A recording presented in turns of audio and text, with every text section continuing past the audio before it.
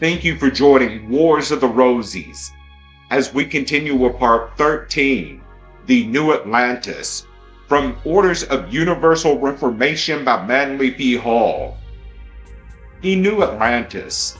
The most scientific and philosophic of the Utopias is The New Atlantis, a work unfinished by Francis Bacon.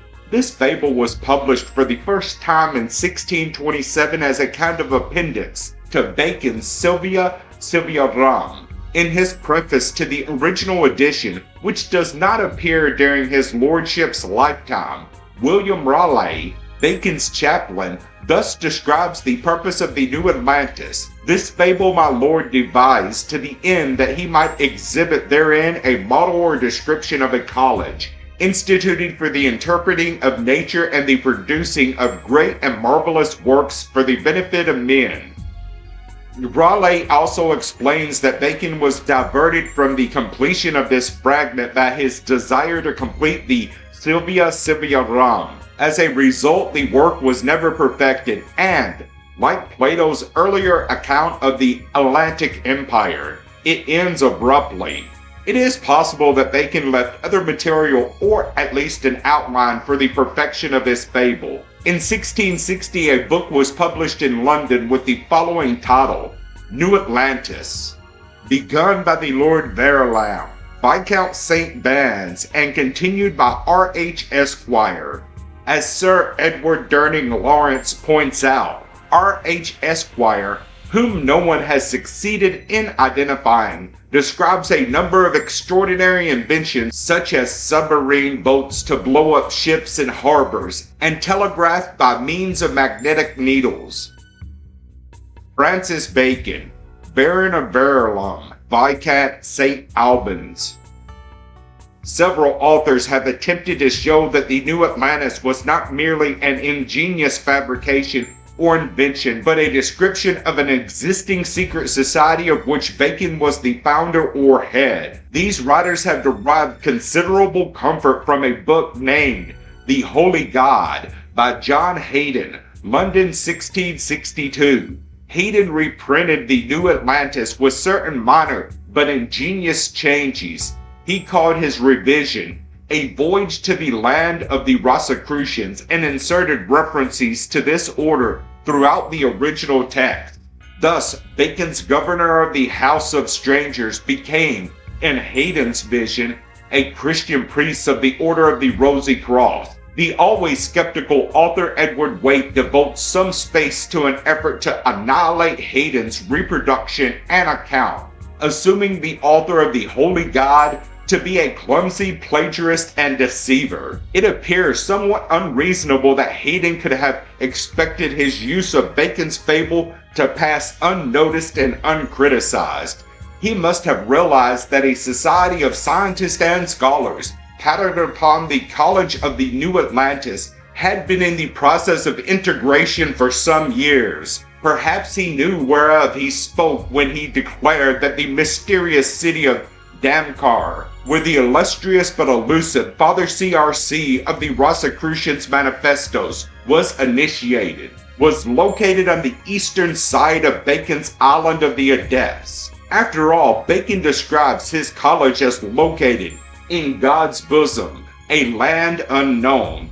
Although there has been considerable speculation about the New Atlantis, how and why it came to be written, it remained for Miles Poindexter in his Peruvian Pharaohs to point out a possible source for the basic concept. In the New Atlantis, the governor of the House of Strangers makes a considerable speech during the origin of the scientific commonwealth. In this address, there are a number of interesting and significant statements. The governor describes the great Atlantis that you call America. Later he says, the said country of Atlantis, as well as that of Peru, then called Coya, as that of Mexico, then named Tarambel, were mighty and proud kingdoms in arms, shipping, and riches. So mighty as at one time, or at least within the space of 10 years, they both made two great expeditions. They of the Tarambel through the Atlantic to the Mediterranean Sea, and they of the Coya through the South Sea upon this island. According to Poindexter, Koya is Kolahuya,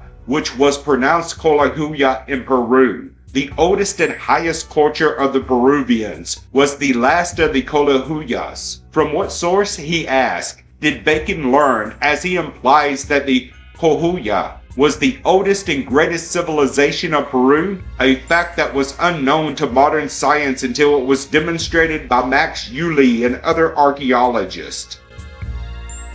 Bacon always mentions that as an emblem of sovereignty, the priests of the New Atlantis wore in their turbans a golden wheat ear. The headdress of the Incas was turban-like, and in the portrait of the Inca Huáscar, the scepter of the rulership is crowned with a golden ear of wheat. It is the opinion of Poindexter, who devoted many years to the study of early American and Polynesian civilizations, that Bacon's scientific college was patterned after schools of learned men flourishing on the Western Hemisphere and the islands of the South Pacific long before the navigations of the Spaniards. In fact, he finds traces of such institutions in many parts of the world.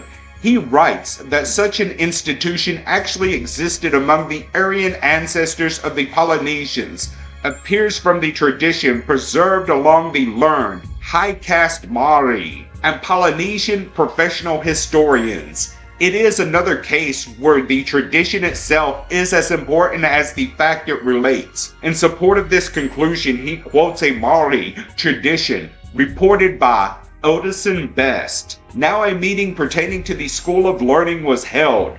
The place whereat the house was situated was Paharaka in Araya, the traditional cradle ground of the Maori, and the meeting was held there. The object of this meeting was the ending of the war. A similar tradition is produced by T.S. Foster and relates to the ancestors of the Rarotonga in the Indus Valley. In Atta or Asia stood the place of many enclosures, or place of spirits, a great building which rose to the height of 72 feet and was surrounded by a wall of stone. Here the spirits of the ancients, after death, foregathered with the gods, and chiefs and great priests met to elect kings, and to consult for the governance of men, children, and slaves. Learned societies certainly existed among the Aztecs, Mayans, and Incas. It would seem that in some way Bacon had become aware of these institutions. There is much in his New Atlantis reminiscent of the Amerindian civilizations of Central and South America. It is most intriguing to speculate upon the possibility that Bacon's program for the advancement of these sciences,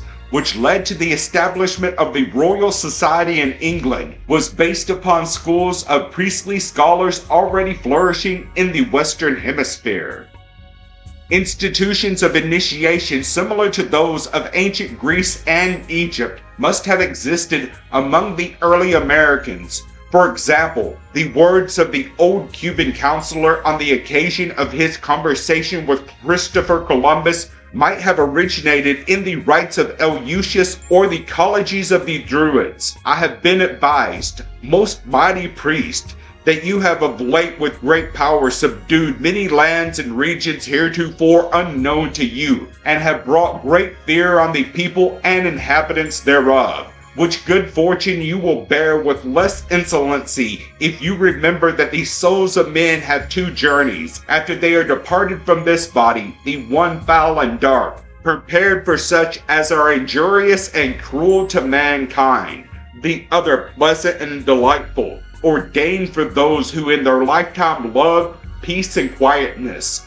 If, therefore, you acknowledge yourself to be mortal and consider that every man shall receive just rewards or punishments for such things as he hath done in this life, you will wrongfully hurt no man. Bacon's fable of the New Atlantis is a veiled description of the esoteric schools which have flourished among all the nations of antiquity as the proper custodians of essential learning. His account suggests the possibility of the re-establishment of the mysteries no longer hidden, but revealed in all their splendor as the natural and proper universities or colleges for the perfection of mankind.